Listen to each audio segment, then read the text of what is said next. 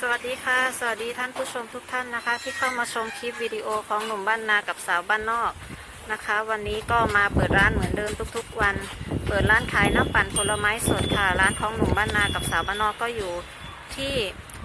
มินิบิ๊กซีซอยรามอินทรา127ถนนรามอินทรานะคะชื่อร้านปั่นดะผลไม้สดวันนี้ก็มาสอนแนวทางการปั่นน้ำผลไม้นะคะเผื่อไว้เป็นแนวทางให้ใครได้หลายคนไว้ไปประกอบอาชีพเหมือนหนุ่มบ้านนากับสาวบ้านนอกค่ะไปดูกันเลยค่ะก็เลยนะคะการปั่นมะพร้าวนะคะอันนี้จะเป็นเนื้อและน้ำมะพร้าวที่เราเตรียมไว้แล้วนะคะค่ะใส่ลงไปในโถเลยค่ะตามด้วยนมข้นจืด1 ถ้วยตวงนะคะแล้วก็นมข้นจืดพัชไลท์ค่ะอันนี้ใช้ยี่ห้ออะไรก็ได้นะคะแล้วก็นมข้นหวานค่ะ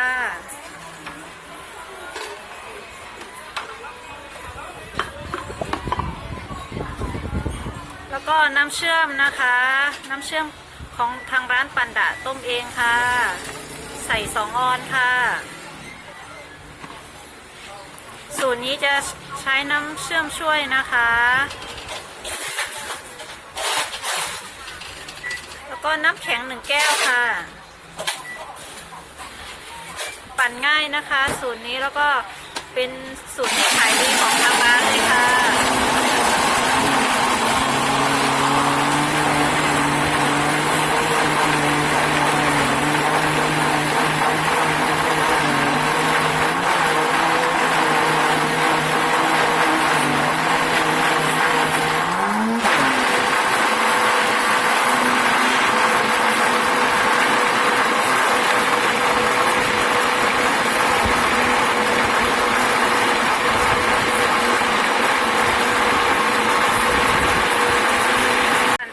จนเนื้อมะพร้าวแหลกละเอียดนะคะตอนนี้ก็เสร็จแล้วนะคะ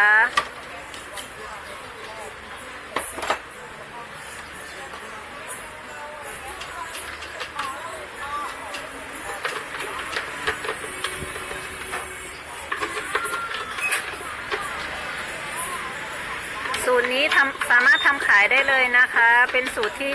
ร้านปั่นดะขายค่ะ